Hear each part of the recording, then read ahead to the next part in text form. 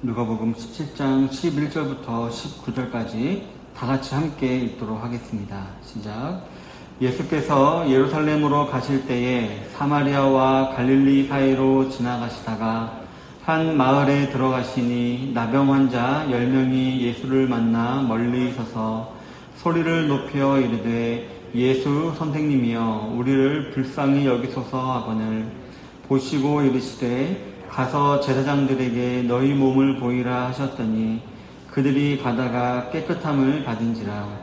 그 중에 한 사람이 자기가 나은 것을 보고 큰 소리로 하나님께 영광을 돌리며 돌아와 예수의 발 아래에 엎드려 감사하니 그는 사마리아 사람이라. 예수께서 대답하여 이르시되 10사람이 다 깨끗함을 받지 아니하였느냐? 그 9은 어디 있느냐? 이 이방인 외에는 하나님께 영광을 돌리러 돌아온 자가 없느냐 하시고 그에게 이르시되 일어나 가라 내 믿음이 너를 구원하였느니라 하시니라. 아멘. 네, 오늘은 본문을 중심으로 해서 오늘을 살아가는 그리스도인의 자세, 오늘을 살아가는 그리스도인의 자세라는 제목으로 하나님 말씀을 나누기를 원합니다. 먼저 오늘 본문의 배경을 알아보면 11절에서 예수께서 예루살렘으로 가실 때에 사마리아와 갈릴리 사이로 지나가시다가 라고 기록하고 있듯이 예수님께서는 예루살렘 성으로 올라가고 계시던 중이셨습니다. 그리고 그 당시 유대 사람들이 즐겨하시지 않는 길, 즉 사마리아와 갈릴리 사이길로 가시는 것을 우리가 볼 수가 있습니다. 물론 잘 아시다시피 그 당시 유대 사람들은 이방인들과 유대인들 사이에서 혼혈로 태어난 사마리아 사람들을 정말 사람같이 여기지 않았었습니다. 그래서 이렇게 위로 올라갈 때 예루살렘 성에서 갈릴리로 올라갈 때 차라리 이방 땅을 밟고 지나가지 사마리아 땅은 밟고 지나가지 않겠다라고 생각한 사람들 많았고 실제로 요단강 동편으로 많이 돌아가고 했던 것이었습니다. 이처럼 사람들은 차악을 선택했던 것이었습니다. 그렇기 때문에 예수님께서 예루살렘으로 가시는 길, 즉 온 인류의 죄를 대속하기 위한 사역을 하시러 가시는 길에 굳이 논란이 될 만한 사마리아 땅으로 지나가신 이유는 그 길에도 분명한 목적이 있음을 우리가 알 수가 있습니다. 그 목적은 바로 10명의 문둥이를 고쳐주시는 것이었고 그 가운데 감사할 줄 알았던 사마리아인을 통하여서 현대를 살아가는 저와 여러분들에게 교훈을 하시는 것이었습니다. 그렇다면 본문을 통하여서 저와 여러분들이 오늘 하루를 살아가는 데 얻어야 될 교훈은 무엇일까요? 첫 번째로는 예수님은 긍휼이 많으시다라는 것입니다. 본문 12절부터 14절에 보면 한 마을에 들어가시니 나병 환자 10명이 예수를 만나 멀리 서서 소리를 높여 이르되 예수 선생님이여 우리를 불쌍히 여기소서 하거늘 보시고 이르시되 가서 제사장들에게 너희 몸을 보이라 하셨더니 그들이 가다가 깨끗함을 받은지라 라고 했습니다. 예루살렘으로 향하시던 예수님께서는 한 마을로 들어가시려고 했습니다. 그런데 저 멀리서 나병 환자 10명이 예수님께 소리를 질렀습니다. 예수 선생님이여 우리를 불쌍히 여기소서라고 말입니다. 레위기에 보면 나병 환자들은 마을에 들어오지 못했습니다. 그리고 마을 밖에 거하면서 다시 이제 병이 나을 때까지 기다릴 수밖에 없었습니다. 그리고 율법대로 이 나병 환자들은 마을 밖에 거하고 있는 것이었습니다. 그런데 그들이 마을로 들어가시는 예수님을 본 것이었습니다. 소문을 들어 알고 있던 예수님께 자신들의 병을 고침받았으면 좋겠다라는 마음이 있었지만 자신들이 부정하다라는 것을 알고 있었기 때문에 예수님께 가까이 다가가지 못하고 멀리서 우리를 불쌍히 여기소서라고 소리를 질렀던 것이었습니다. 그리고 그들은 겸손하게도 예수님을 선생님이여 라고 부르고 있습니다. 이것은 일반적인 호칭이다 라고 생각될 수 있지만 이 당시 선생, 즉 랍비라는 말에는 절대적인 복종을 맹세한다라는 의미가 담겨져 있었다라고 합니다. 따라서 우리는 당신이 무슨 말을 하더라도 다 복종하겠다라는 의미가 담긴 말이 바로 예수 선생님이여 라는 말이었던 것이었습니다. 그랬기 때문에 이들은 그저 받는 입장이었기 때문에 구체적으로 예수님께 무엇을 요구하진 않고 그저 우리를 불쌍히 여겨주소서라고만 말을 했던 것이었습니다. 왜냐하면 종이 주인에게 무언가를 요구한다는 것은 기본 상식에 맞지 않는 것이기 때문입니다. 그리고 이러한 이들의 마음을 아셨던 예수님께서는 다른 말씀을 하시기보다는 가서 제사장들에게 내 몸을 보이라 라고 말씀하십니다. 제사장은 사람들이 율법에 기록된 모든 부정한 것들로부터 벗어나게 되었을 때 그것을 보고 정결하다라고 판단해주는 그런 역할을 했었습니다. 그렇기 때문에 예수님께서 이 말을 하셨을 때 이 나병 환자들은 이 말이 무슨 의미를 가지고 있는 것인지를 알고 있었습니다. 즉 우리들은 다 나을 것이다 라는 것을 알고 있었던 것이었습니다. 그래서 그들은 그 말에 복종하는 마음으로 다 같이 제사장에게 갔던 것이었습니다. 그리고 과연 이 10명의 나병 환자들은 가는 길에 다 깨끗함을 입게 되었습니다. 성도 여러분, 이와 같이 예수님의 치유 사역에 관한 이야기는 성경에 많이 기록이 되어 있습니다. 이러한 치유의 일들은 선교와 교육과 더불어서 예수님의 정말 주된 사역이었습니다. 그런데 이 모든 사역의 초점은 예수님을 드러내기 위하심이 아니었습니다. 왜냐하면 예수님을 가장 예수님답게 드러내는 것은 이런 치유나 구제나 그런 것이 아니라 십자가에서의 구원이기 때문입니다. 그 외에 치유나 교육이나 구제 같은 것들은 그저 우리 사람을 긍휼히 여기셨던 예수님께서 베푸신 은혜였을 뿐이었습니다. 그래서 예수님께서는 10명 중에 9명이나 예수님께 감사하지 않을 것임을 알고 계셨음에도 불구하고 그들의 아픔과 비참함을 지나칠 수 없으셨기 때문에 그들에게 긍휼을 베푸신 것이었습니다. 성도 여러분, 그런데 이렇게 남들을 긍휼히 여기는 마음은 바로 저와 여러분들의 마음에도 심겨져야 할 것입니다. 마태복음 9장 36절을 보면 무리를 보시고 불쌍히 여기시니 이는 그들이 목자 없는 양과 같이 고생하며 기진함이라 라는 예수님의 마음이 나타나 있는데요.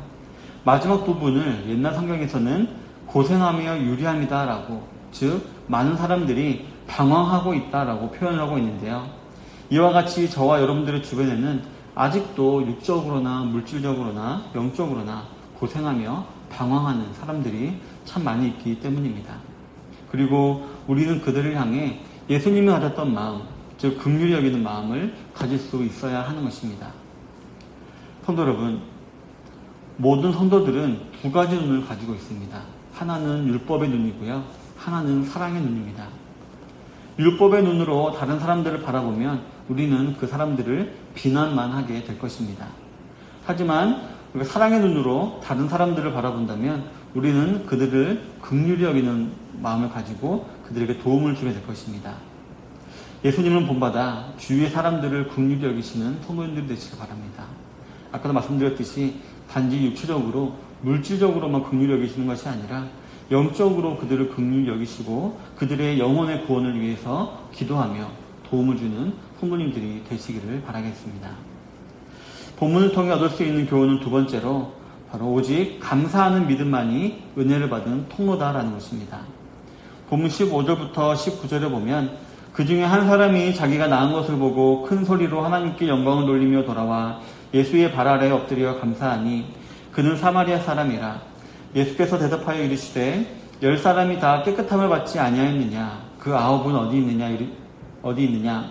이 이방인 외에는 하나님께 영광을 돌리러 돌아온 자가 없느냐 하시고 그에게 일어나 이르시되 가라, 내 믿음이 너를 구원하였느니라 라고 했습니다. 앞서 14절에서도 알아보았듯이 예수님께서는 일견 납득하기 힘든 말씀하셨습니다. 깨끗함을 받기도 전에 제사장들에게 가서 깨끗하게 되었음을 증명을 받으라 라는 말씀이었습니다. 그러나 그러함에도 이 10명의 나병 환자들은 그 말씀을 그대로 믿고 순종하였는데 이는 그들이 예수님을 진정한 선생으로 여기고 있었음을 알려줍니다. 그러나 그들 모두가 다 순전한 것은 아니었습니다. 이 10명의 나병 환자들은 가는 도중에 깨끗함을 입은 것을 분명히 확인했을 것입니다. 하지만 감사하기 위해서, 즉 하나님께 영광을 돌리기 위해서 예수님께 돌아온 자는 한 사람밖에 없었기 때문이었습니다. 그런데 그 돌아온 한 사람은 심지어 유대인들이 하찮게 여기는 사마리아인이었습니다. 여기에는 많은 의미가 있겠지만 우선은 신자들 가운데서도 감사하는 자가 참으로 적다라는 것을 의미하고 또 이 감사라는 것은 사마리아인처럼 겸손한 사람만이 할 수 있다는 것을 우리에게 알려주는 것입니다. 물론 이렇게 사마리아인이라고 해서 무조건 겸손한 것은 아닐 것입니다. 하지만 우리가 요한복음 4장에 나온 이 여인의 말을 들을 때에도 또 이 당시 사회적인 분위기를 생각해 볼 때 이 사마리아인들은 자의반 타의반으로 겸손해질 수밖에 없는 그런 민족이었습니다. 그렇기 때문에 우리는 이 겸손한 자가 감사할 수 있음을 이를 통해서 배울 수가 있는 것입니다.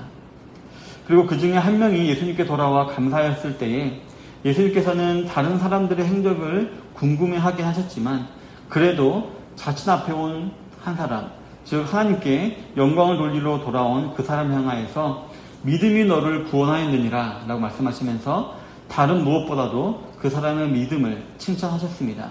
그리고 다른 9명이 얻지 못했던 영혼의 구원이라는 은혜까지도 허락해 주셨던 것이었습니다. 육신의 구원뿐만 아니라 영혼의 구원까지 허락하셨던 것이었습니다. 성도 여러분, 저와 여러분들이 교회를 다니며 소위 신앙생활을 합니다. 여기서 신앙이란 믿고 앙망한다 라는 뜻입니다. 즉 믿음이 있다면 하나님을 바라보는 행위, 즉 앙망이 따라오게 되어 있다는 것입니다. 그리고 야고보서에서는 행함이 없는 믿음은 죽은 믿음이다 라고 말하고 있듯이 저와 여러분들은 믿음이 있노라 라고 말로만 해서는 안 되고요. 그러한 믿음에 따른 행함, 즉 순종이 반드시 있어야 할 것입니다. 이와 반대로 믿음이 없는 행함은 또한 공허한 것이 됩니다. 예수님을 믿는 믿음이 없이 그저 열심만 내는 것은 향방 없이 달리는 것과 같고 또 허공을 치는 것과 같은 것과 정말 허무한 것이 되는 것입니다. 그렇다면 그 사람의 행함이 진짜로 공허한 믿음인지 아니면 믿음에 따른 행함인지 그것을 판별할 수 있는 시금석은 무엇일까요? 바로 감사의 유무입니다. 사람들은 같은 일을 해도 그 목적이 다른 경우가 참 허다합니다.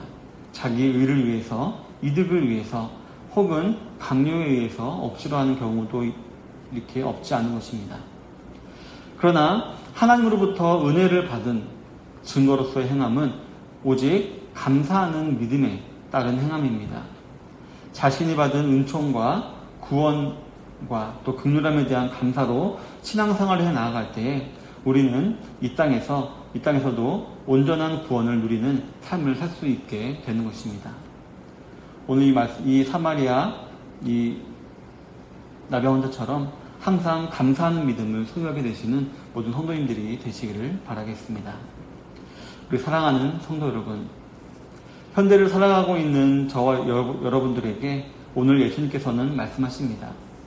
사랑의 눈으로 다른 사람들을 바라보며 그들에게 긍휼을 베풀라라고 말입니다. 또한 감사하는 믿음으로 오직 하나님의 영광을 생각하며 살아가라라고 우리를 교훈하고 있습니다.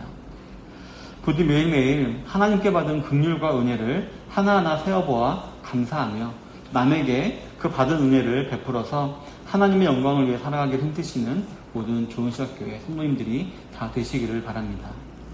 그리하여서 주님으로부터 칭찬을 받고 은혜를 충만히 받는 성도님들 되시기를 주님의 이름으로 축원합니다. 아멘. 기도하겠습니다.